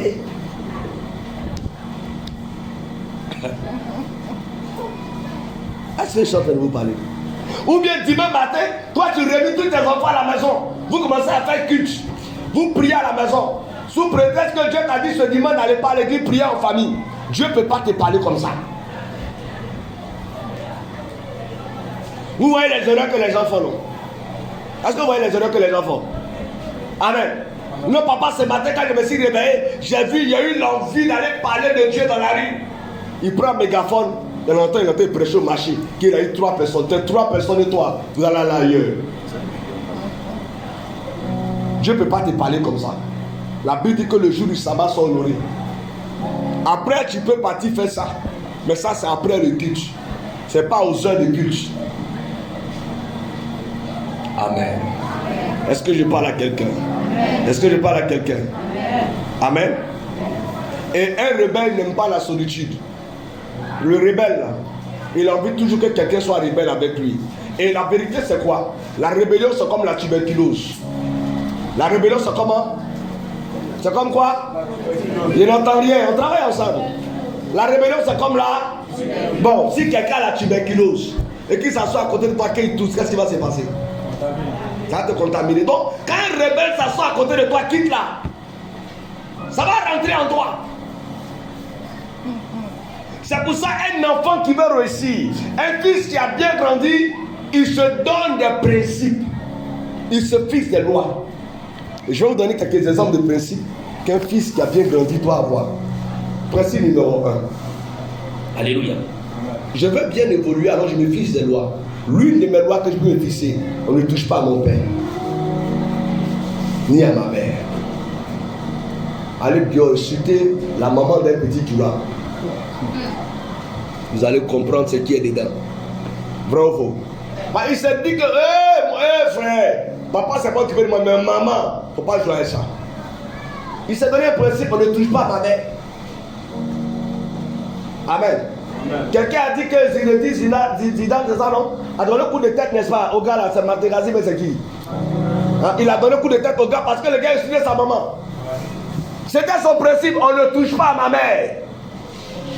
Un chrétien qui veut réussir, quelqu'un qui va aller loin, qui est bien éduqué, il doit se fixer des lois. On ne touche pas à ma mère, on ne touche pas à mon père. On ne touche pas à ma mère spirituelle, on ne touche pas à mon père spirituel. On ne touche pas à ma mère biologique, on ne touche pas à mon père biologique. Loi numéro 1. Alléluia. Pas avec mon père, ça c'est deuxième loi. Pas avec mon père, pas avec moi. Tu n'es pas avec mon père, tu n'es pas avec moi. Jésus dit, si vous ne m'aimez pas, mon père ne vous aimera pas. Tu n'es pas avec mon père, tu n'es pas avec moi. Répète ça avec moi. C'est des lois. Nous devons dans les églises, quelqu'un quitte l'église, il n'est plus avec ton père, mais il est avec toi. Tu penses que tu es en train de bien agir. C'est normal parce que vous n'êtes pas en parlant. Vous pouvez parler de tout, mais plus de l'œuvre de Dieu. Ça peut vous paraître bizarre, mais c'est la vérité. Je me souviens un jour, j'ai rencontré un homme de Dieu que j'aimais bien dans le ministère et qui traversait des problèmes, et j'avais voulu l'aider. Et j'en parlais à mon père spirituel. Il m'a dit, enlève ce type dans ton affaire. Je l'ai enlevé dans mon affaire, alors que je voulais l'aider. Mais papa a dit, enlève-le dans ton affaire. Je l'ai enlevé dans mon affaire.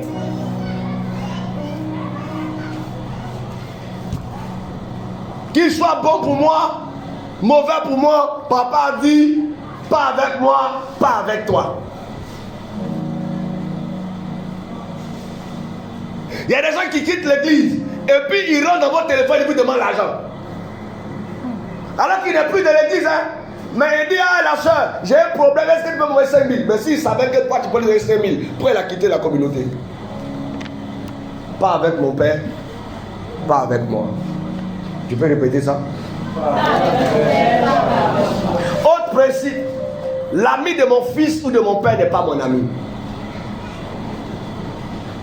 Tu peux noter ça? L'ami de mon fils ou de mon père n'est pas mon ami. On peut répéter ça ensemble? On peut répéter ça encore? Amen. L'ami de mon fils ou l'ami de mon père n'est pas mon ami. C'est-à-dire que dès que tu deviens l'ami de mon fils spirituel, tu ne peux plus être mon ami. Dès que tu deviens l'ami de mon père spirituel, tu ne peux plus être mon ami. Mais allez sur Facebook.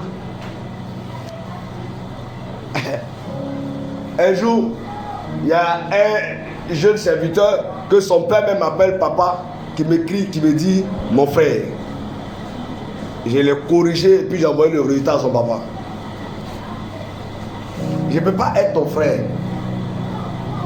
Parce que même ton père, je ne suis pas son frère. C'est des lois et vous devez apprendre à faire respecter les principes. Dès que quelqu'un est l'ami, c'est comme l'un de mes fils ne peut pas voir mon jumeau et puis le prendre comme son frère. Il ne peut plus être ton frère. Même si tu deviens archibishop, tant que je suis ton père, il ne peut plus être ton frère. C'est de la et c'est vice-versa.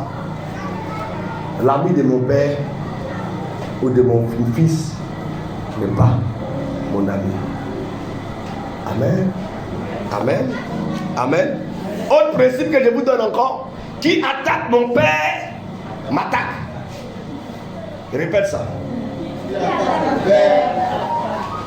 Et ça, c'est de tous les sens. Moi, j'ai vu une de mes filles comme ça. Que quelqu'un est en train de m'attaquer, mais elle voulait se battre. Elle m'a appelé, elle dit, ma fille, laisse tomber. Elle dit, non, papa, je vais la remettre à sa place. Elle dit, non, elle a déjà compris la leçon.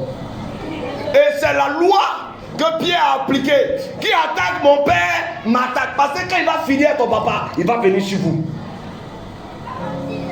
Qui attaque mon père m'attaque. Un jour dans une église, l'homme de Dieu tentait de faire le culte à l'intérieur et le voisin c'était un Togolais. Il a pris un bâton et il a commencé à taper la toiture. Il a commencé à arracher le tôle. Vous n'avez rien comme ça. Que l'église fait trop de bruit. Quand que l'homme de Dieu finit de prêcher, les fils spirituels l'ont récupéré. Ils l'ont secoué dehors. Ils l'ont frappé normalement. Et puis l'homme de Dieu est venu régler. Et l'homme de Dieu a sorti une phrase. Il dit si Jésus connaissait karaté à Golgotha, quelqu'un n'allait pas le crucifier. Et nous avons tous commencé à rire. Alléluia. Il dit si Jésus connaissait karaté à Golgotha, quelqu'un n'allait pas l'emmener à la croix. Alléluia. Amen. Il allait se défendre. Mais c'était aussi ça la volonté du Seigneur. Écoutez-moi très bien. L'église doit se faire respecter. Regardez, quand nous faisons souvent nos croisades d'évangélisation, les musulmans peuvent prendre même leur moto, traverser au milieu. Ils peuvent passer, ils parlent, mais ils n'ont qu'à faire leur programme. Passe! Parce qu'ils ont été éduqués. Mais nous, on a peur. Les gens peuvent insulter un pasteur, humilier un pasteur. Tu sais, quand quelqu'un insulter un imam, amuse-toi. Ils vont te localiser. Parce qu'ils ont été éduqués. Vrai ou faux? Je parle à quelqu'un. Si quelqu'un n'est pas avec ton papa, même si tu t'arranges, il n'est pas avec toi. Est-ce qu'on se comprend? Est-ce qu'on se comprend? Est-ce qu'on se comprend? Est-ce que je dérange quelqu'un dans la salle? Est-ce que je dérange quelqu'un? Je n'ai rien entendu. Est-ce que je dérange quelqu'un? Oh, les amens, ils me plaisent. Est-ce que je dérange quelqu'un? Lisons ensemble rapidement Jean chapitre 10, verset 30.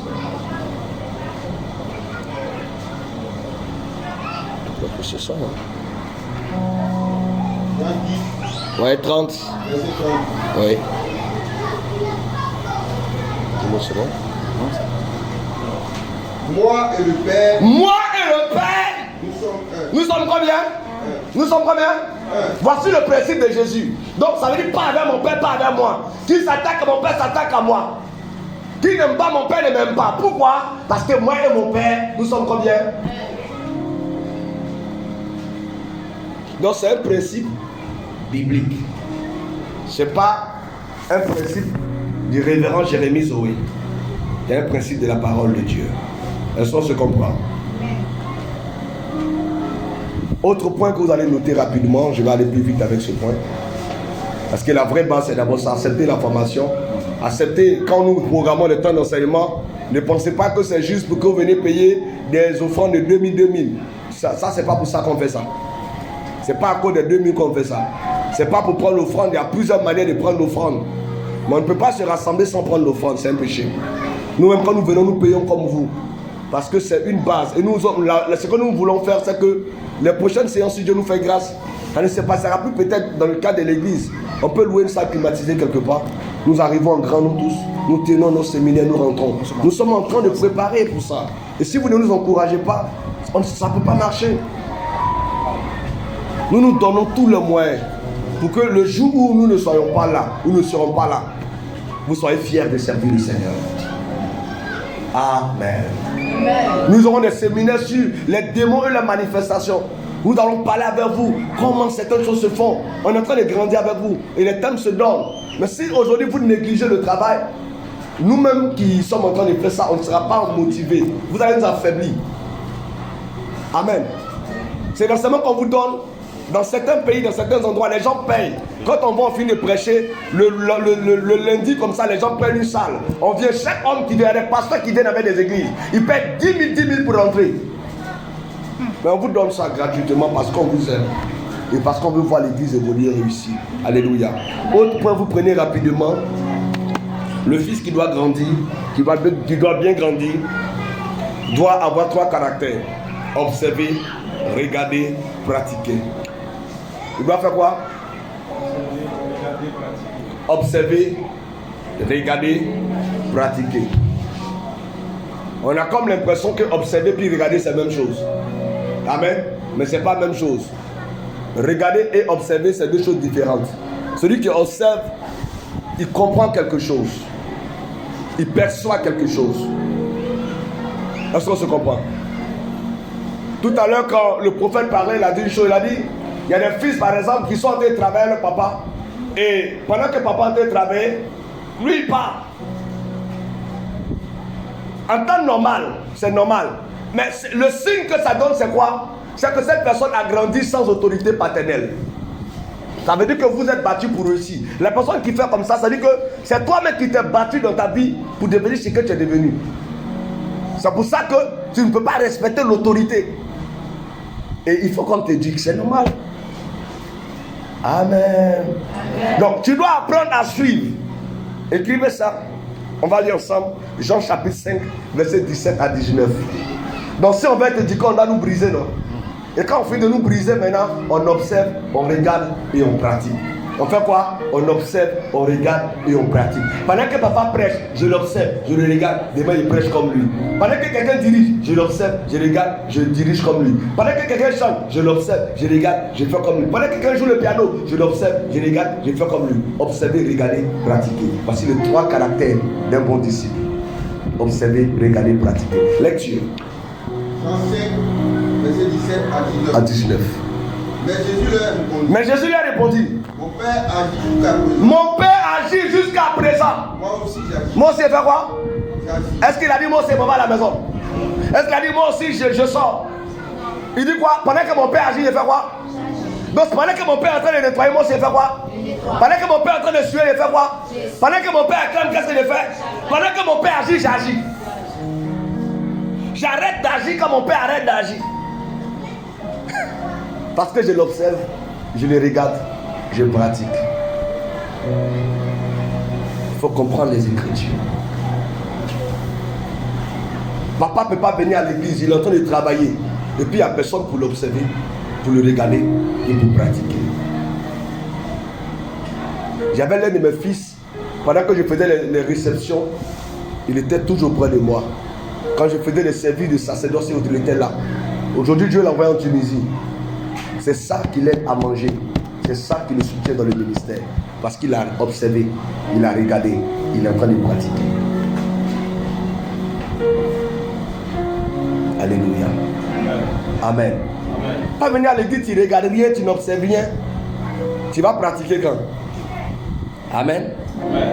On a pour dire, un fils doit apprendre à suivre. Il faut que tu sois concentré. Alléluia. Amen. Pour observer, pour regarder, pour pratiquer, il faut avoir en 3 ce qu'on appelle les 3 C. A, B, C. Dis les 3 C. Le premier C, c'est quoi? La concentration. Donc pour observer, pour regarder, pour pratiquer, je dois avoir en moi quoi? 3 C. Le premier C, c'est quoi? Le deuxième C, c'est quoi? La consécration. Le troisième C, c'est quoi? La connexion. Si ces 3 C ne sont pas en toi, tu ne peux pas regarder, tu ne peux pas observer, tu ne peux pas pratiquer. Alléluia. Amen. la concentration, la consécration, la connexion. On va lire, ça va vérifier. Jean 1, 43. Regardez ce que Jésus dit. C'est pour ça que quand vous venez à ce l'enseignement, prenez note. Si tu ne sais pas écrire, il faut enregistrer. 43. Écoutez. Le lendemain, Jésus voulut se rendre en Galilée. On va jouer sur les mots. Hein. Le lendemain, Jésus voulait se rendre où? En Galilée. Et il rencontra Philippe. Et il rencontra qui? Philippe. Il lui dit, Suis-moi. suis-moi. Amen. Il lui dit quoi? Quoi? Suis-moi. Suis-moi. C'est Jésus qui lui demande de le suivre. Maintenant, prends Matthieu 20, 28, 20. Vous allez voir quelque chose également. Donc, vous voulez aller loin, vous devez suivre. C'est comme on est en train d'enseigner ici, non? Il faut suivre. Amen. Il ne faut pas être distrait, il faut suivre. Tous ceux qui sont distraits ont de mauvaises notes. Sois concentré. Lecture, Matthieu 28, verset 20. Matthieu 28, verset 20. Allons-y. Et enseignez-leur à observer tout ce que je vous ai prescrit. Enseignez-les à observer tout ce que je vous ai prescrit. Et voici, je suis avec vous tous. Je suis avec vous tous les jours. Jusqu'à la fin. Jusqu'à la fin du monde. Amen. Qu'est-ce que Jésus voulait dire? Jésus voulait dire, enseignez-les à rester concentrés. Enseignez-les à se consacrer. Enseignez-les à rester connectés. Pendant que votre papa prêche, pendant qu'un père spirituel prêche, il faut être concentré. Parce que même dans les gestes, il y a une notion qui se dégage. Dans le regard, il y a une notion qui se dégage. Dans les paroles, il y a une notion qui se dégage. Les apôtres ont dit aux paralytiques, regarde-nous. Quand il les a regardés, il s'est levé. Dans le regard, il y a des miracles qui s'opèrent. Mais il y a des enfants qui ne regardent pas. Pendant que papa est en train de prêcher, lui il est en train de dormir. Lui sa tête ailleurs. Il est en train de penser comment il va manger après le culte. Regarde le travail. Sois concentré. Tu ne viens pas à l'église pour être distrait. Tu étais distrait en classe, tu seras distrait à l'église encore. Bavard en classe, bavard à l'église. Sois concentré. Tous quelqu'un puis rappelle les 3 C. Sois concentré. Sois concentré. Sois encore quoi? Sois quoi? Sois consacré. 3e C. Alors en ordre. 1er C. Sois concentré. 2e C. Sois. 3e C. Sois. Celui qui est connecté, il reçoit bien le réseau. Amen. On peut être dans la salle, tout le monde peut être là, mais les gens ne sont pas connectés. Celui qui est connecté, il reçoit ça 5 sur 5. Dis Amen. Dis bien Amen. Dis encore Amen. Chaque père a quelque chose à transmettre. Amen. Mais il doit avoir des fils qui savent suivre et qui savent écouter. Tu ne peux pas être un fils qui maîtrise tout. Un fils ne maîtrise pas tout.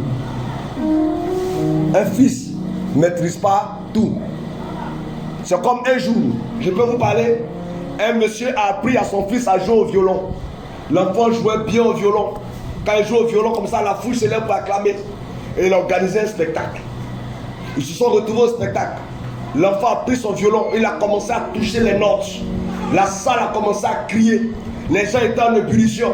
Mais son père était venu ce jour-là, son père qui l'avait formé, il était venu et il était assis au fond de la salle. Donc où l'enfant joue, quand l'enfant lève les yeux, l'enfant le voit. Donc l'enfant a commencé à toucher les notes. Et les gens ont commencé à crier, à clamer pour dire tu es un meilleur, tu es fort, tu es puissant. Et l'enfant était inspiré, il jouait. Mais quand il levait la tête et il regardait son papa fait comme ça.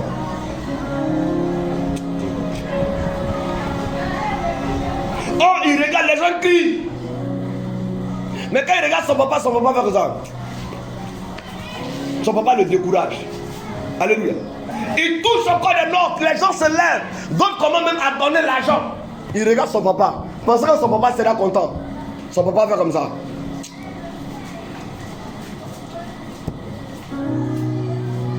Et à un moment, il s'est calmé. Et il a joué une note. Quand il a joué la note, toute la salle s'est assise sur une came. Pour eux, ça ne voulait rien dire.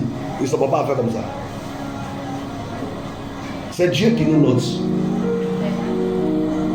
Même si tout le monde t'acclame que Dieu n'est pas dans ce que tu fais, c'est un bruit qui ne veut rien dire. Les gens l'acclamaient, mais ce n'est pas eux qui vont le noter.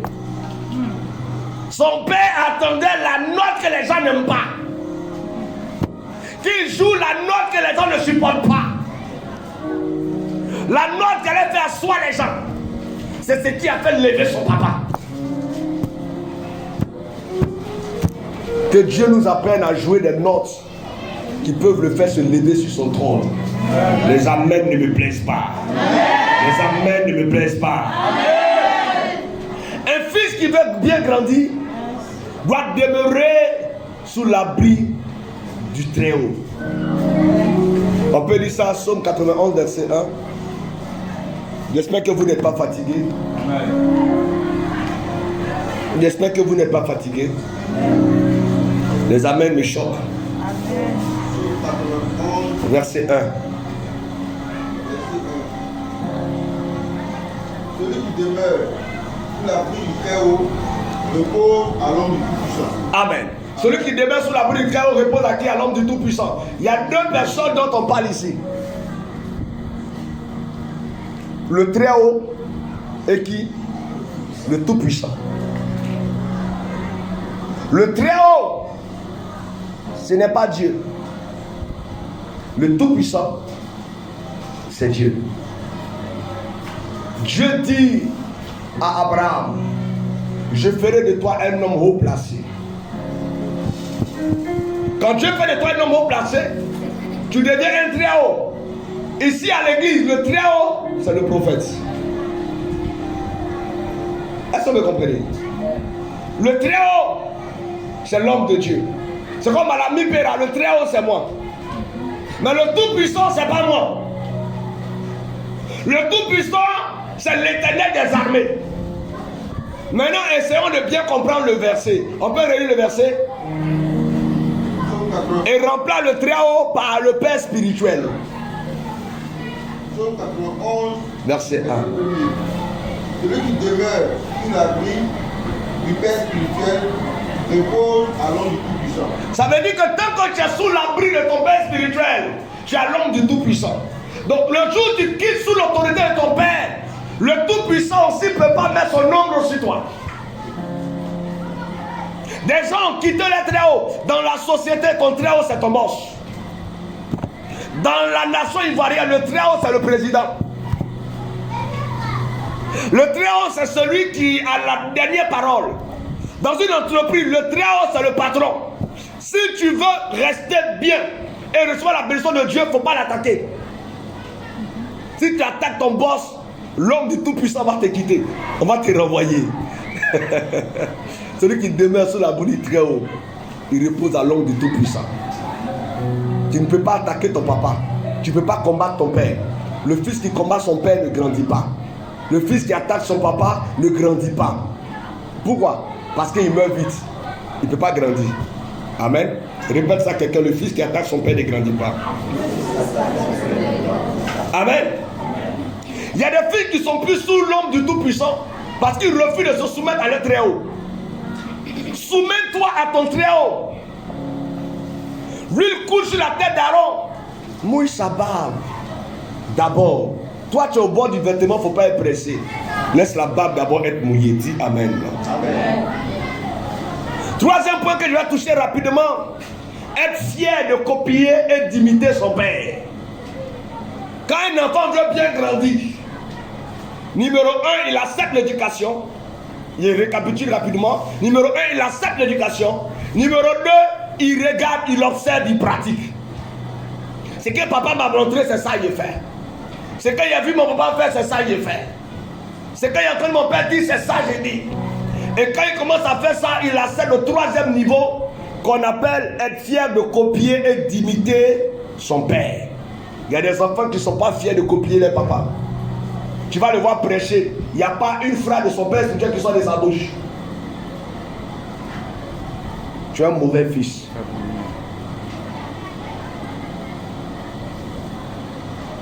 Pour que ta parole soit soutenue, même Jésus dit que mon père et moi, nous sommes d'accord. Ce que Jésus disait là, c'est son papa qui a mis ça dans sa bouche. Un matin, Pierre a parlé, il dit Pierre, la parole qui a sonné dans ta bouche là, c'est pas un homme qui peut mettre ça dans la bouche de l'homme. C'est le Père qui a mis ça dans ta bouche. Donc il y a des paroles que ton Père peut mettre dans ta bouche. Mais il y a des fils, si tu mets paroles dans leur bouche, il va les contrôler. Parce qu'il a honte. Il va les faire pour lui. Il va les dire pour lui. Papa ne peut pas te dire, fils, prends le micro, demande aux gens de faire une offrande. Quand tu es entré dans le micro, tu as honte en même temps. Frère! Il dit que papa met les paroles dans ma bouche. Ton père ne peut pas te dire, va dire à cette maman de faire comme ça, comme ça. Et puis toi, tu vas, tu te gênes. Non, papa m'a dit.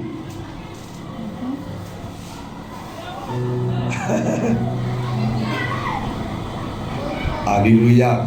Amen. Jésus, son père, ne pouvait pas lui dire de faire quelque chose, et puis il a honte. Il dit, celui qui m'a envoyé ne m'a jamais laissé seul. Parce que je fais toujours ce qui lui est agréable. Si ton père spirituel t'envoie, tu dois faire ce qui lui est agréable. Dis Amen. Amen. Dis Amen. Amen. Et tu dois être fier de copier, d'imiter ton père spirituel. Amen. Amen. Amen. Il y a des enfants, vous allez voir, ça le nerve quand lui dit qu'il prêche comme papa. Il prêche comme papa. Non, moi, je n'ai pas prêché comme papa. J'ai ma grâce particulière. Tu as quelle grâce particulière?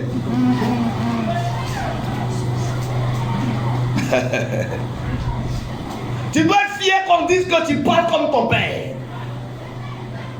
Tu dois être fier qu'on dise que tu chasses les démons comme ton père. Tu dois être fier qu'on dise, lui là, quand il prend le micro, c'est papa en voix.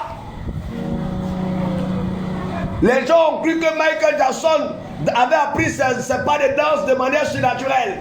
Un jour, j'ai regardé une émission sur Michael Jackson et les gens étaient en train de parler un peu de comment est-ce qu'il travaillait.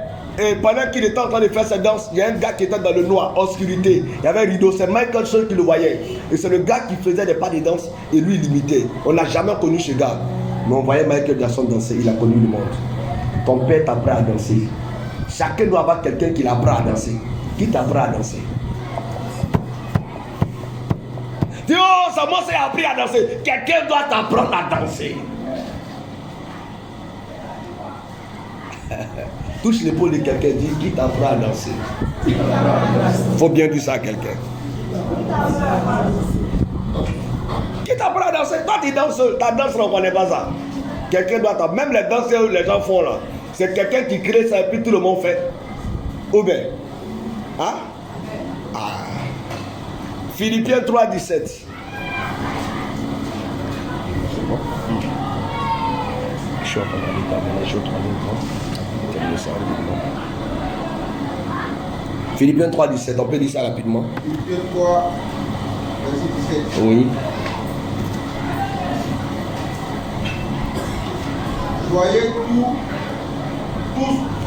Soyez tous mes imitateurs. Frères. Et portez les regards sur ceux qui marchent selon le modèle que vous avez en nous. Attends, ça c'est Paul qui parle. Il regarde ses enfants et dit, hey, mes enfants spirituels, vous tous là, soyez mes imitateurs. N'allez pas imiter un autre homme de Dieu. N'allez pas imiter un autre prophète. Imitez-moi. Le fils ressemble à son papa. Le jour que papa n'est pas là et qu'on entend quelqu'un prêcher, quelqu'un doit même croire que papa est là. Parce que la voix on entend, ça ressemble à la voix du Père. Quand un lionceau devenu lion commence à rugir, on peut confondre sa voix à celle du lion. Et tout bon père est fier de voir son fils faire des choses extraordinaires. Alléluia. Est-ce que je suis en train de parler à l'âme de quelqu'un? Donc tu ne dois pas avoir honte. Même pendant que tu prêches là, il doit avoir des mots de ton papa qui sont dedans. Le dimanche passé, Daddy a dit, c'est l'une des raisons pour lesquelles mon père spirituel dit, ça donne une puissance à ta parole. Tu ne peux pas diriger et puis après un mot de ton papa dedans. Tu es un mauvais fils. Tu as appris d'où? Même le couturier, pour coudre habit que tu as porté là, il a regardé un modèle. Sinon, on ne peut pas savoir c'est quel modèle ça. Il y a toujours un modèle sur lequel on regarde pour les produits. Toi, tu regardes c'est qui?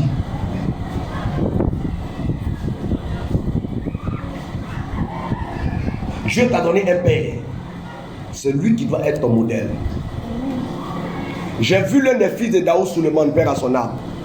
Le gars, il marche normalement. Mais vous savez, avec moi, permettez-moi, que Daoud avait une petite bosse sur le dos, donc on sentait un peu quand il se déplaçait. Le fils a tellement marché avec Daoud que le fils, il s'appelle Joman Gislain. Quand tu le vois prêcher, il est aussi tordu comme ça. Hein? Quand il fait action, il est comme ça. Il n'a pas bosse, mais il est habitué à son papa. Donc pour lui, pour libérer l'onction, il faut prendre la position de son papa. Je prends encore un autre exemple. Il y a un homme de Dieu à l'église Foursquare, Dengui Roger, qui a fait la force de l'église Foursquare et qui continue de faire la force de l'église Foursquare. Quand il commence à faire les actions, il ne boite pas. Mais quand il rentre en action, son pied lui fait mal. Il boite comme ça. Tous ses enfants spirituels, quand ils font action aussi, eux aussi ils boitent. C'est par là qu'on sait que c'est leur papa. Tous les filles de Kakou, c'est la même chose. Moi, mon père spirituel, quand il chante des mots, tu entends dedans, touche, pas, quitte. Tous ceux que nous on a formés qui chantent des démons aussi, ils vont beau prier, chanter dedans, touche au nom de Jésus, touche au nom de Jésus.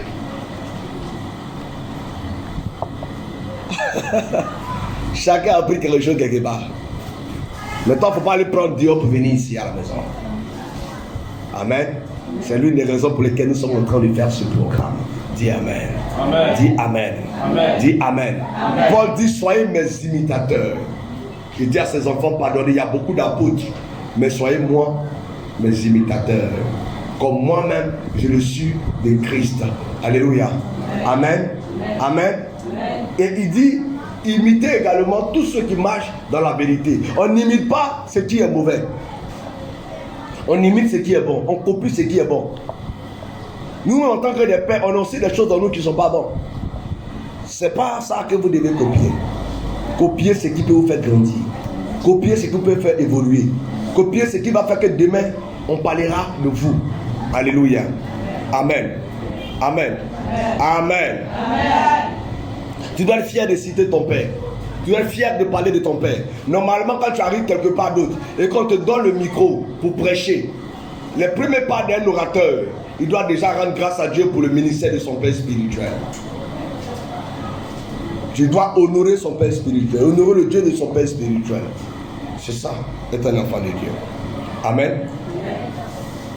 Celui qui combat son père ou le travail de son père, il creuse sa propre tombe. Alléluia. Il y a 3 personnes dans la vie qui ne doivent jamais être vos ennemis. 3 personnes. Si vous êtes fâché contre ces 3 personnes, le mieux, c'est d'aller chercher la paix. La première personne, c'est Dieu. Si tu es en palabre avec Dieu, mon frère, tu ne le vois pas. Tu ne sais pas où il peut te taper. Tu peux prendre un faux coup. Va faire la paix avec le Seigneur. Oh, je suis fâché contre Dieu parce que j'ai fixé un temps pour un exaucement, il n'a pas fait. Donc je suis fâché, il ne va plus à l'église. Dieu s'en fout de toi. Dieu ne rend compte à personne. Dieu est Dieu et Dieu a toujours raison. On ne peut pas être en colère contre Dieu par rapport à une situation qu'on a vécue. Dieu a raison, Dieu a toujours raison. La deuxième personne, c'est le père. La troisième personne, c'est la mère. Tu ne dois jamais être en colère avec Dieu, jamais être en colère avec ton père, jamais être en colère avec ta mère. Le reste, tu peux te fâcher contre eux. Mais les 3 gars, si tu te fâches contre eux, tu auras des problèmes. Pourquoi? Lisons ensemble Proverbes chapitre 30, verset 17.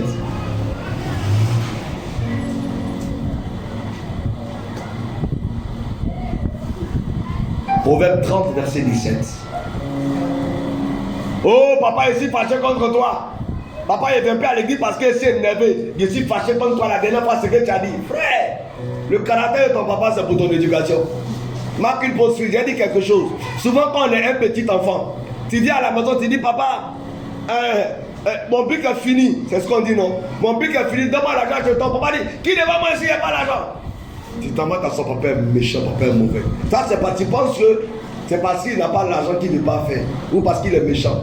Mais tu ne sais pas si, dans la peau de papa, il ne reste que la pierre de 100 francs. Et s'il te donne pour acheter ton bic, tu ne pourras pas manger, la famille ne pourra pas manger. Donc papa étant sage, c'est que le bic n'est pas plus important que la nourriture. Alors il te dit, je ne peux pas te donner. Ça, quand tu es un enfant, je ne comprends pas. Tu ouvres le robinet, l'eau coule, toi tu prends ta misère pour pas dire, qui ouvre le robinet comme ça? Tu dis, oh papa, il aime trop ça. Mais quand tu as devenu un père, tu vas comprendre ce que ça voulait dire. Au début, tout ce que tu fais, quand il ne faut pas faire, tu dis, papa est trop dur. Quand tu seras à la tête d'une église, tu vas savoir de quoi on est en train de parler. Frère, ministère là, c'est jusqu'à la mort. Ce que tu vas faire jusqu'à la mort là, on se prépare pour commencer. Lecture. Allons-y. L'œil qui se moque d'un père. L'œil qui se moque d'un père. Et qui dédaigne l'obéissance envers une mère. Et regardez ce que la Bible dit. Hein? L'œil qui. On dit quoi? L'œil qui se moque d'un père. Et qui dédaigne l'obéissance envers une mère.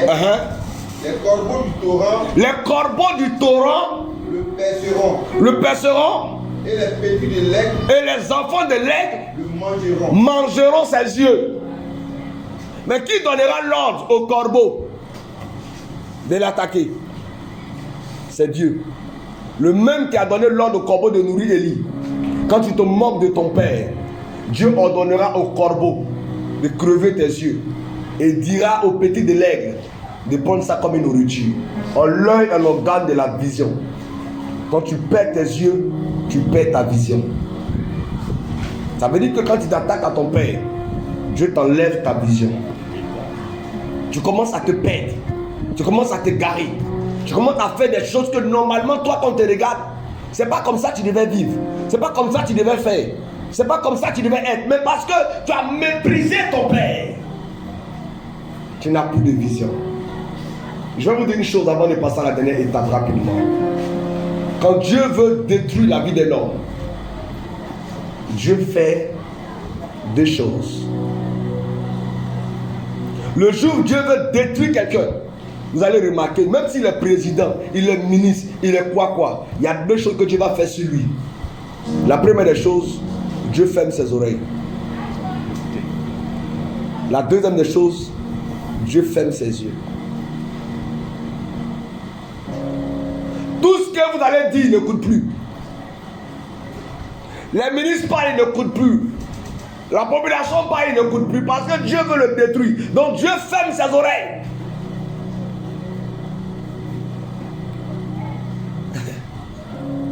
Toutefois que Dieu veut vous faire échouer, il ferme vos oreilles.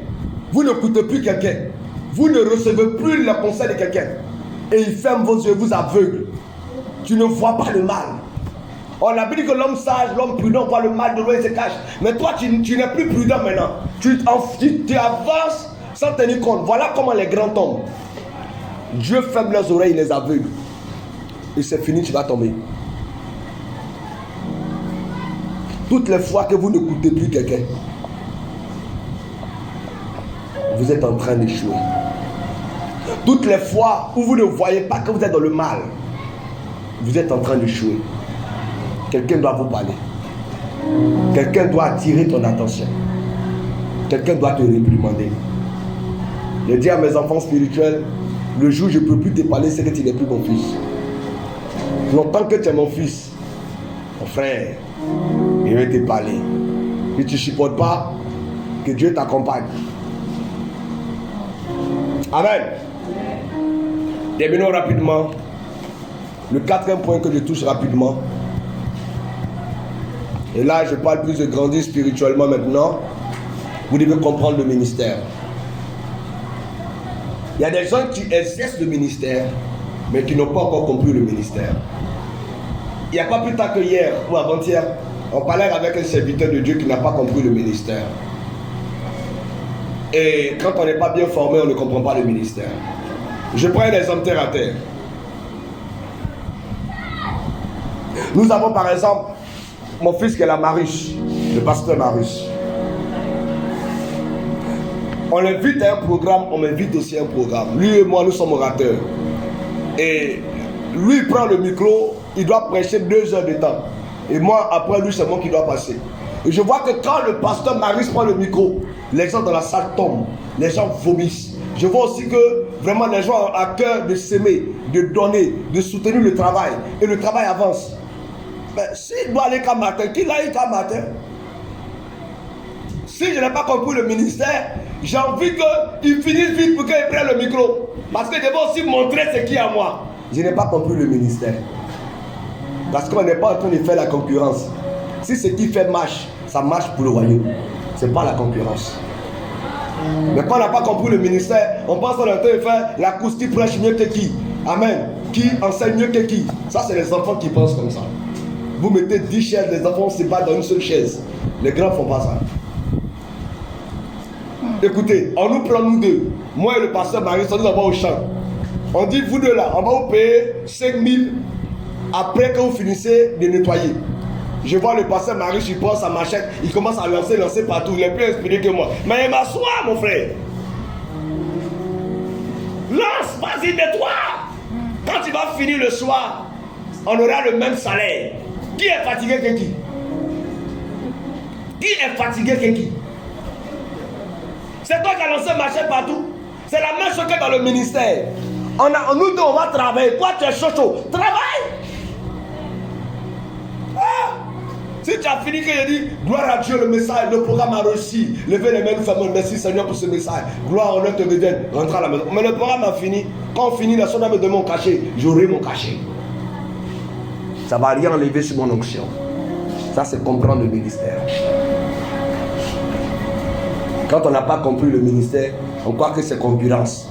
On croit que c'est la course. Lui, il a prêché, moi aussi, il a prêché. J'ai montré aussi ce qui est à moi.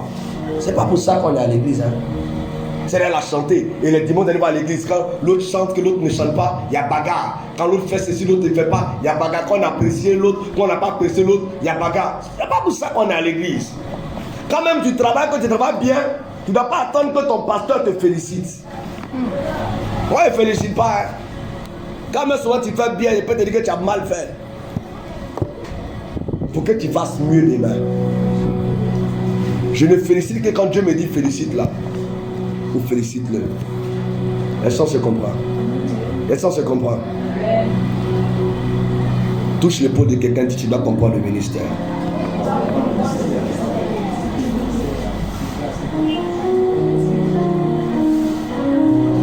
Écoute-moi.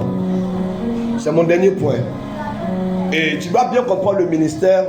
Parce que ce que tu vas faire toute la vie, là, si tu ne comprends pas ça bien, tu vas mal finir. Vrai ou faux? Le ministère, là, c'est jusqu'à la mort. Donc si tu n'as pas bien compris quand tu commences, tu vas mal finir. Si tu penses qu'un ministère, c'est porter veste, c'est porter cravate, c'est porter soulier. Si tu penses que le ministère, c'est qu'on t'acclame chaque jour, que les offrandes rentrent chaque jour, que les gens t'honorent chaque jour, il y a un autre côté du ministère où il n'y a pas tout ça.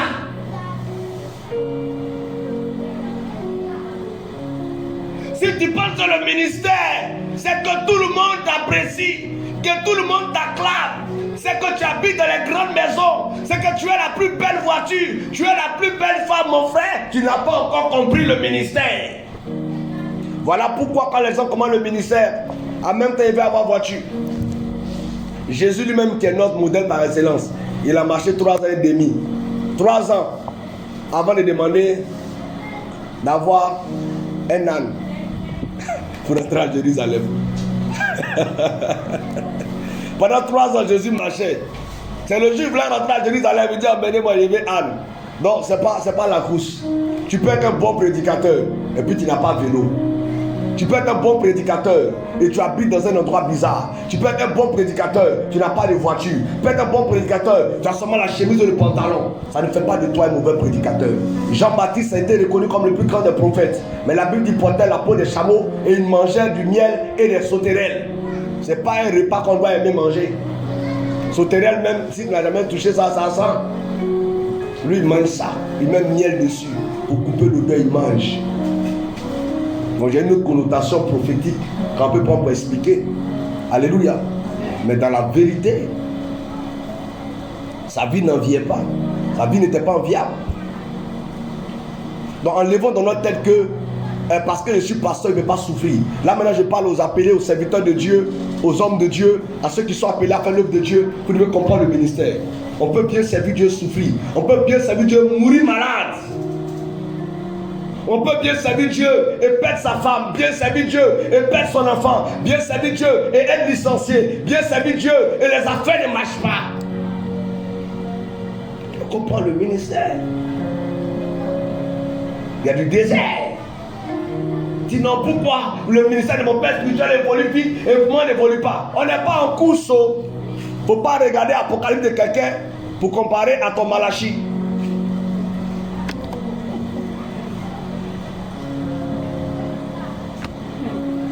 Alléluia. Tu ne sais pas où il a quitté. Tu ne sais pas combien de sauterelles et criquets il a mangé. Alléluia.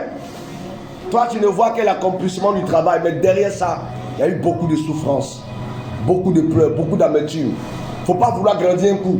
Je ne crois pas à un ministère qui commence et ça commence à grandir un coup. Vous savez, l'église qui a 2 ans, il y a la façon dont elle doit être.